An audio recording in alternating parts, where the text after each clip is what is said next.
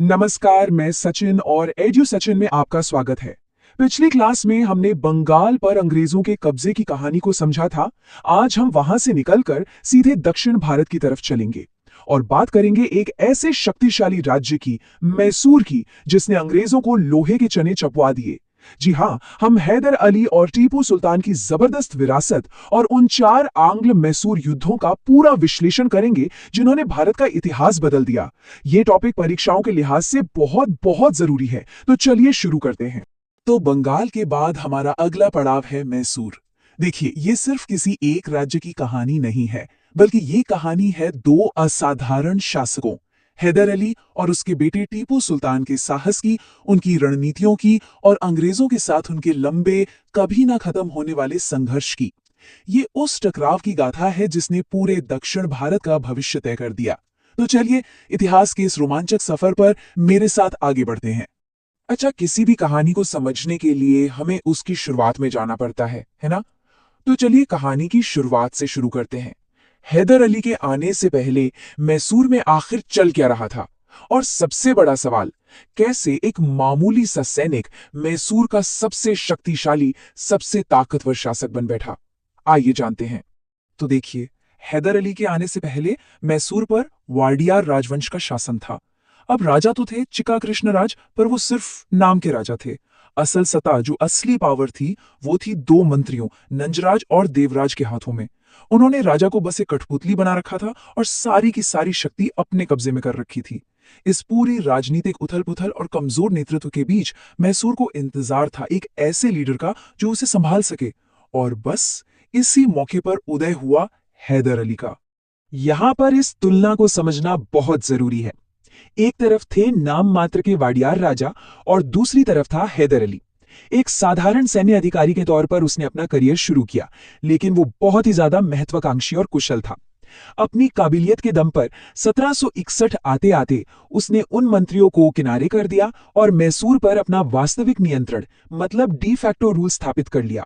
वो असल शासक बन गया और सत्ता में आते ही उसने एक बहुत ही दूर की सोची। उसने क्या किया? फ्रांसीसियों की मदद से डिंडीगुल में एक आधुनिक शस्त्रागार, एक मॉडर्न आर्मरी बनाई। इस पॉइंट को याद रखिएगा, यह परीक्षाओं में अक्सर पूछा जाता है कि वो शस्त्रागार कहां बना। यही वो शस्त्रागार था जिसने मैसूर की सेना को अंग्रेजों के मुकाबले तकनीकी रूप से बहुत मजबूत बना दिया। तो हैदर अली की इस जबरदस्त सफलता के पीछे का राज क्या था? सबसे पहली चीज उसकी कूटनीति। वो ये बात अच्छी तरह समझता था कि दुश्मन का दुश्मन दोस्त होता है। उसने मराठों और निजाम को कभी पैसे का तो कभी जमीन का लालच देकर अंग्रेजों के खिलाफ एक मजबूत गठबंधन बना लिया। दूसरी चीज थी उसका सैन्य कौशल। फ्रांसीसियों की मदद से उसने अपनी सेना को यूरोपियन स्टाइल में ट्रेन किया, मॉडर्न बनाया और इसी के दम पर उसने पहले युद्ध में अंग्रेजों को बुरी तरह हराया और आखिर में उसकी मृत्यु। दूसरे युद्ध के दौरान पोर्टो नोवो की लड़ाई में वो घायल हो गया था और 1782 में कैंसर से उसकी मृत्यु हो गई। लेकिन वो अपने आखिरी दम तक अंग्रेजों से लड़ता रहा और अपने बेटे टीपू सुल्तान के लिए एक बहुत मजबूत विरासत छोड़कर गया। इन युद्धों को अगर समझना है तो दक्षिण भारत की उस समय की राजनीति को एक शतरंज की बिसात की तरह समझना होगा। यहाँ 4 बड़ी शक्तियां थीं, मैसूर, अंग्रेज, मराठा और निजाम। और मजे की बात यह है कि कोई भी किसी का पक्का दोस्त या दुश्मन नहीं था। मराठे चौथ नाम का टैक्स वसूलने के लिए कहीं भी हमला कर देते थे, निजाम बेचारा बस अपना इलाका बचाने की कोशिश में लगा रहता था, और अंग्रेज, खैर वो तो अपनी फूट डालो और राज करो की नीति से सबको आपस में लड़ाकर अपना फायदा देख रहे थे। और इसी शतरंज की बिसात पर हैदर और टीपू अपनी चालें चल रहे थे। चलिए अब कहानी में आगे बढ़ते हैं और देखते हैं कि इन 4 शक्तियों के बीच पहला बड़ा टकराव कैसे हुआ। ये युद्ध असल में मैसूर और ब्रिटिश ईस्ट इंडिया कंपनी के बीच ताकत का पहला बड़ा टेस्ट था और इसका नतीजा यकीन मानिए काफी चौंकाने वाला रहा। तो पहला आंग्लो मैसूर युद्ध चला 1767 से 1769 तक। शुरुआत में तो अंग्रेज बड़े होशियार बन रहे थे, उन्होंने निजाम और मराठों के साथ एक गठबंधन बना लिया। लेकिन हैदर अली उनसे भी 2 कदम आगे था। उसने अपनी कूटनीति से इस पूरे गठबंधन को ही तोड़ दिया। उसने मराठों को पैसा दिया और निजाम को जमीन का वादा करके अपनी तरफ कर लिया। अब बेचारे अंग्रेज अकेले पड़ गए। हैदर ने इस मौके का पूरा फायदा उठाया, अंग्रेजों को बुरी तरह हराया और मैंगलोर जैसे कई इलाकों पर कब्जा कर लिया। सोचिए, वो अपनी सेना के साथ मद्रास के दरवाजे तक पहुंच गया था। अंग्रेज इतना घबरा गए कि उन्हें मद्रास की संधि करनी पड़ी, जिसमें यह तय हुआ कि दोनों एक दूसरे की रक्षा करेंगे। तो इस पहले राउंड में जीत साफ तौर पर मैसूर की हुई। पहले युद्ध में मिली शानदार जीत ने हैदर अली को दक्षिण भारत की सबसे बड़ी शक्ति बना दिया था। लेकिन यह शांति ज्यादा दिन टिकने वाली नहीं थी। बहुत जल्दी ही हालात बदले और एक और बड़े भयानक युद्ध की नींव रखी गई। और यह युद्ध पहले वाले से कहीं ज्यादा जटिल और लंबा चलने वाला था। तो अब सवाल ये उठता है कि आखिर ऐसा क्या हो गया था कि कुछ ही सालों के अंदर फिर से युद्ध छिड़ गया। मद्रास की संधि तो हो चुकी थी, फिर दूसरा युद्ध क्यों हुआ? चलिए इसके पीछे के कारणों को एक एक करके विस्तार से समझते हैं। दूसरे युद्ध के एक नहीं, कई कारण थे। पहला और सबसे बड़ा कारण था संधि का उल्लंघन। 1771 में जब मराठों ने मैसूर पर हमला किया तो मद्रास की संधि के हिसाब से अंग्रेजों को हैदर की मदद करनी चाहिए थी, पर उन्होंने नहीं की। यह एक बहुत बड़ा धोखा था। दूसरा कारण था हैदर के फ्रांसीसियों के साथ अच्छे संबंध। उस समय अमेरिकी स्वतंत्रता संग्राम की वजह से अंग्रेज और फ्रांसीसी एक दूसरे के दुश्मन बने हुए थे और हैदर का फ्रांसीसियों से हथियार लेना अंग्रेजों की आंखों में खटक रहा था। लेकिन युद्ध का जो तात्कालिक कारण बना वो था माहे पर अंग्रेजों का कब्जा। माहे एक फ्रांसीसी बंदरगाह था और हैदर के लिए हथियार मंगाने का मुख्य रास्ता था। यह हमला हैदर के लिए खुली चुनौती थी। जवाब में हैदर ने निजाम और मराठों के साथ मिलकर आरकाट पर कब्जा कर लिया और यहीं से दूसरे आंग्ल मैसूर युद्ध की शुरुआत हो गई। यह युद्ध पूरे 4 साल तक चला। 1781 में हैदर अली को पोर्टो नोवो में हार का सामना करना पड़ा, जो उसके लिए एक बड़ा झटका था। फिर 1782 में युद्ध के बीच में ही उसकी मृत्यु हो गई और कमान संभाली उसके बेटे टीपू सुल्तान ने। यह कहानी का एक ऐतिहासिक मोड़ था। टीपू ने लड़ाई जारी रखी और 1783 में ब्रिगेडियर मैथ्यूज को हरा भी दिया। आखिरकार 1784 में लड़ते लड़ते दोनों ही पक्ष थक चुके थे और उन्होंने मंगलौर की संधि कर ली। इस संधि में बस इतना हुआ कि जीते हुए इलाके एक दूसरे को वापस कर दिए गए और युद्ध बिना किसी की साफ जीत के ही खत्म हो गया। हैदर अली की मृत्यु के बाद अब मैसूर की बागडोर एक ऐसे शासक के हाथ में आई जिसे इतिहास मैसूर का बाघ यानी टाइगर ऑफ मैसूर के नाम से जानता है, टीपू सुल्तान। अब अंग्रेजों का सामना टीपू से था, जो अपने पिता से भी ज्यादा बड़ा और कट्टर विरोधी था। टीपू सुल्तान सच में एक असाधारण शासक था, जिसकी सोच अपने समय से कहीं कहीं आगे थी। उसकी शख्सियत के 4 पहलुओं को देखिए। पहला, उसकी विदेश नीति। उसने फ्रांस, ईरान और अफगानिस्तान जैसे देशों में अपने दूतावास खोले ताकि वो अंग्रेजों के खिलाफ एक अंतर्राष्ट्रीय समर्थन जुटा सके। दूसरा, उसका आधुनिक प्रशासन। उसने नया कैलेंडर चलाया, नए सिक्के जारी किए और नापतोल के नए पैमाने लागू किए। तीसरा, उसकी क्रांतिकारी विचारधारा। वो फ्रांसीसी क्रांति से इतना प्रभावित था कि उसने अपनी राजधानी श्रीरंगपट्टनम में स्वतंत्रता का वृक्ष लगाया और जैकोबिन क्लब का सदस्य भी बना। और चौथा, अंग्रेजों के खिलाफ उसका कभी ना झुकने वाला संघर्ष, जिसमें वो अपनी आखिरी सांस तक लड़ता रहा। तीसरे युद्ध का कारण बना त्रावणकोर। जब त्रावणकोर के राजा ने कुछ ऐसे किले खरीद लिए जिन पर टीपू अपना हक मानता था, तो टीपू ने उस पर हमला कर दिया। अब चूंकि त्रावणकोर अंग्रेजों का सहयोगी था, तो बस उन्हें युद्ध का बहाना मिल गया। इस बार तो गवर्नर जनरल कॉर्नवालिस ने खुद कमान संभाली और मराठों और निजाम के साथ मिलकर श्रीरंगपट्टनम को घेर लिया। टीपू को मजबूरन एक बहुत ही अपमानजनक श्रीरंगपट्टनम की संधि करनी पड़ी और इसकी शर्तें इतनी कठोर थीं कि सोचिए, टीपू को अपना आधा राज्य अंग्रेजों को देना पड़ा। उस पर 350 लाख रुपए का भारी जुर्माना लगाया गया और जब तक वो ये जुर्माना नहीं चुका पाया, उसके 2 बेटों को अंग्रेजों ने अपने पास बंधक बनाकर रखा। इस संधि ने सचमुच मैसूर की कमर तोड़कर रख दी। तीसरे युद्ध में मिली ये करारी हार मैसूर के लिए एक विनाशकारी झटके की तरह थी। टीपू सुल्तान ने अपनी बची खुची ताकत को फिर से इकट्ठा करने की बहुत कोशिश की, लेकिन अब तक अंग्रेज ये मन बना चुके थे कि मैसूर को पूरी तरह से खत्म कर देना है। अब हम कहानी के अंतिम और सबसे दुखद चरण पर आ गए हैं, मैसूर का पतन। चौथा और अंतिम युद्ध 1799 में हुआ, जो बहुत छोटा लेकिन निर्णायक था। उस समय के गवर्नर जनरल लॉर्ड वेलेस्ली ने टीपू के सामने सहायक संधि का प्रस्ताव रखा। यह असल में किसी भी राज्य की आजादी को खत्म करने की एक मीठी चाल थी। टीपू ने गुलामी स्वीकार करने से बेहतर लड़कर मरना समझा और इस संधि को ठुकरा दिया। इसके बाद अंग्रेजों ने पूरी ताकत से श्रीरंगपट्टनम को घेर लिया। अपनी राजधानी की रक्षा करते हुए टीपू सुल्तान बहुत वीरता से लड़ा और लड़ते लड़ते मारा गया। और उसकी मृत्यु के साथ ही मैसूर का एक स्वतंत्र राज्य के रूप में अस्तित्व भी समाप्त हो गया। टीपू की मृत्यु के बाद अंग्रेजों ने मैसूर का बंटवारा कर दिया।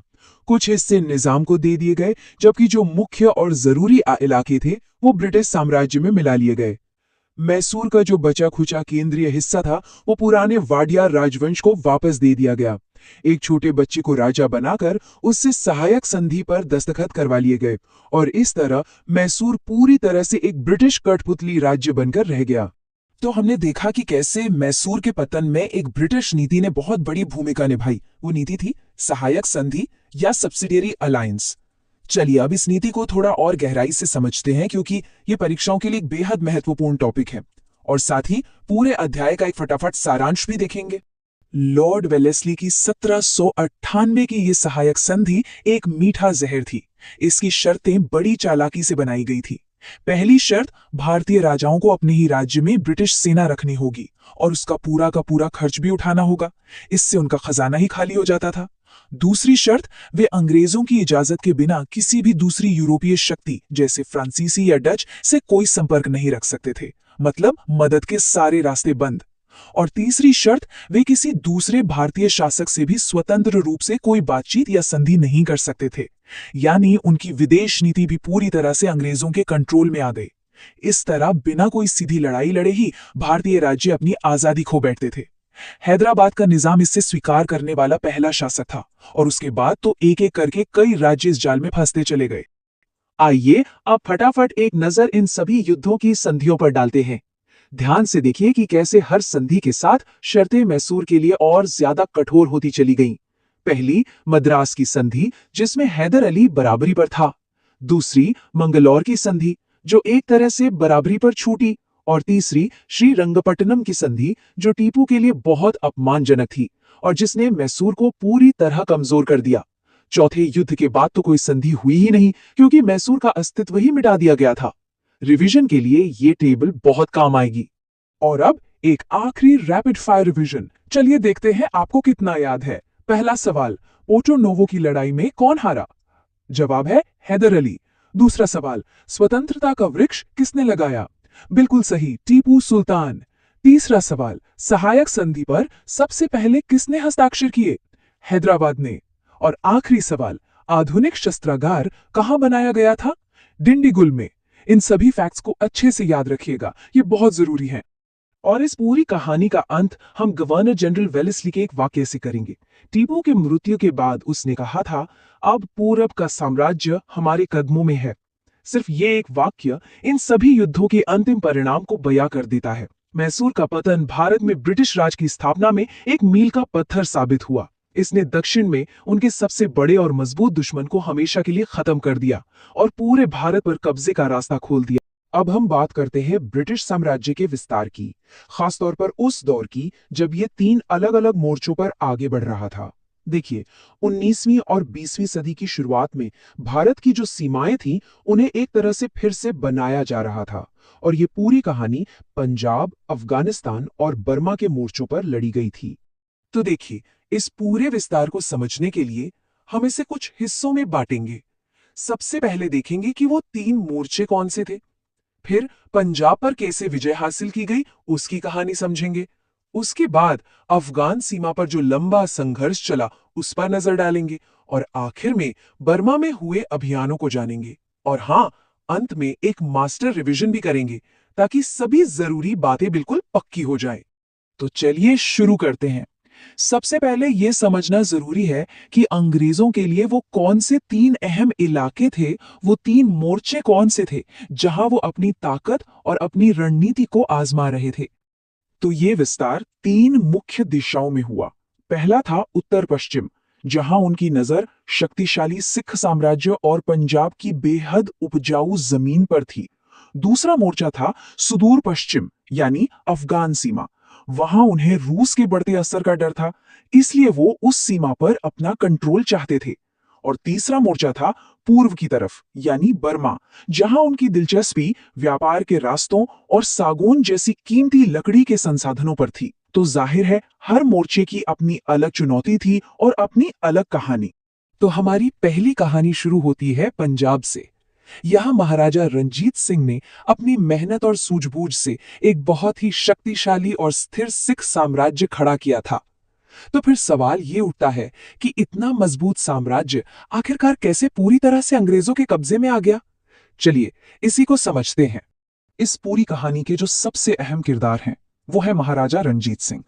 देखिए, जब तक वो जिंदा थे उन्होंने एक बहुत ही मजबूत सिख साम्राज्य बनाए रखा।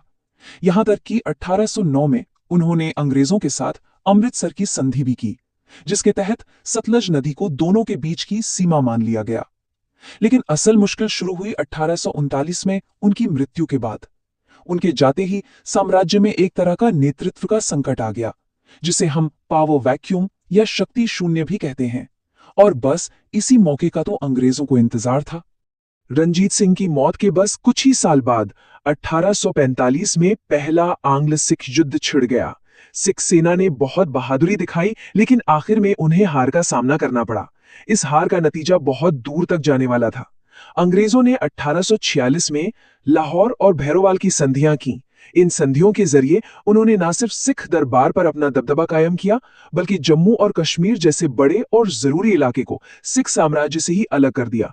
इससे सिख राज्य की ताकत बहुत ज्यादा कम हो गई।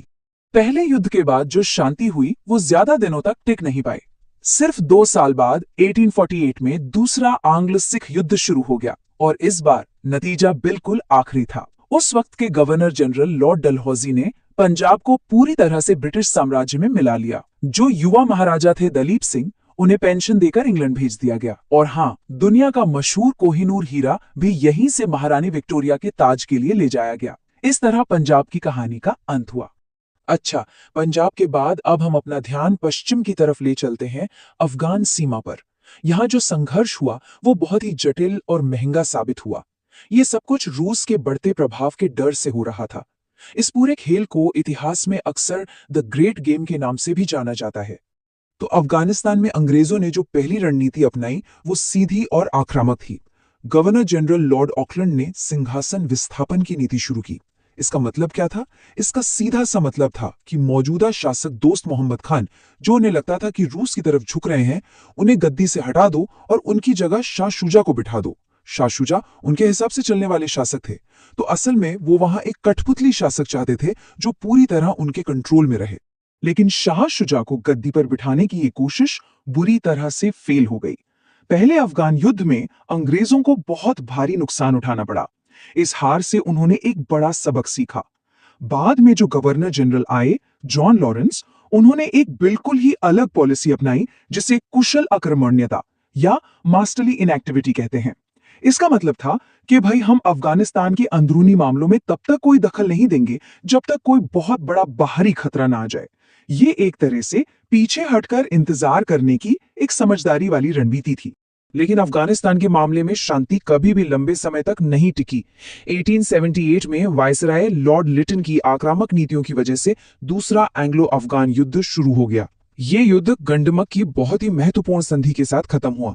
इस संधि ने अंग्रेजों को अफगानिस्तान की विदेश नीति पर एक तरह का कंट्रोल दे दिया, पर तनाव फिर भी बना रहा और आखिरकार 1919 में तीसरा और आखिरी एंग्लो अफगान युद्ध हुआ, जिसने इस लंबे और खूनी संघर्ष पर विराम लगाया। चलिए अब आखिरी मोर्चे की तरफ चलते हैं, यानी बर्मा में पूर्व की तरफ विस्तार। अफगानिस्तान के मुकाबले यहाँ की जीत ज्यादा सीधी थी। ये एक सैन्य विजय थी, लेकिन इसके पीछे भी बहुत गहरे आर्थिक कारण छिपे हुए थे। बर्मा में अंग्रेजों का विस्तार मुख्य रूप से 2 बड़े युद्धों के जरिए हुआ। पहला आंग्ल बर्मा युद्ध 1824 से 1826 तक चला और ये यांडाबू की संधि के साथ खत्म हुआ। इस संधि से अंग्रेजों को असम और बर्मा के कुछ तटीय इलाकों पर कंट्रोल मिल गया। फिर लगभग 25 साल बाद 1852 में दूसरा युद्ध हुआ। इस बार अंग्रेजों ने लोअर बर्मा पर कब्जा कर लिया, जिससे उन्हें सागौन की कीमती लकड़ी जैसे संसाधनों और चीन के साथ व्यापार करने के रास्तों पर सीधी पहुंच मिल गई। ठीक है, तो अब तक हमने जो कुछ भी समझा है, चलिए उसे एक तेज रिवीजन के साथ पक्का कर लेते हैं। हम सबसे जरूरी संधियों, लोगों और तारीखों पर एक बार फिर से नजर डालेंगे ताकि सब कुछ अच्छे से याद हो जाए। तो आइए इन 4 संधियों को जल्दी से दोहराते हैं। सबसे पहले 1809 की अमृतसर की संधि, जिसने रणजीत सिंह के साथ सीमा तय की। फिर 1826 की यांडाबू की संधि, जिसने पहले बर्मा युद्ध को खत्म किया। 1846 की लाहौर और भैरोवाल संधियों ने पहले सिख युद्ध के बाद पंजाब को कमजोर कर दिया। और आखिर में गंडमक की संधि, जिसने दूसरे अफगान युद्ध के बाद अफगानिस्तान में अंग्रेजों का प्रभाव बढ़ाया। ये 4 संधियां असल में इस पूरे दौर की कहानी बयां करती हैं। अब ये देखते हैं कि कौन सा अधिकारी किस बड़ी घटना से जुड़ा है। लॉर्ड ऑकलैंड का नाम सुनते ही पहला अफगान युद्ध और उनकी नाकाम सिंहासन विस्थापन की नीति याद आनी चाहिए। लॉर्ड डलहौजी का मतलब है पंजाब का विलय। जॉन लॉरेंस ने कुशल अकर्मण्यता की समझदारी वाली नीति अपनाई और लॉर्ड लिटन की आक्रामक नीतियों ने दूसरे अफगान युद्ध को जन्म दिया। इन चेहरों को उनकी नीतियों से जोड़कर याद रखना बहुत जरूरी है। और आखिर में ये टाइमलाइन देखिए, ये सब कुछ एक साथ दिखाती है। कहानी 1809 में अमृतसर की संधि से शुरू होती है। फिर 1840 के दशक में पूरा ध्यान पंजाब पर चला जाता है। बीच बीच में बर्मा में भी संघर्ष होता रहता है और अफगान सीमा पर तो संघर्ष 1839 से लेकर 1919 तक, यानी लगभग एक सदी तक रुक रुक कर चलता रहा। इससे यह साफ पता चलता है कि ब्रिटिश साम्राज्य एक ही वक्त में कई मोर्चों पर एक साथ काम कर रहा था। तो आज की क्लास में इतना ही। उम्मीद है यह अध्याय आपको अच्छी तरह समझ आया होगा। अगली क्लास में हम मराठा साम्राज्य के संघर्ष को जानेंगे। तब तक पढ़ते रहिए और सीखते रहिए। नमस्कार।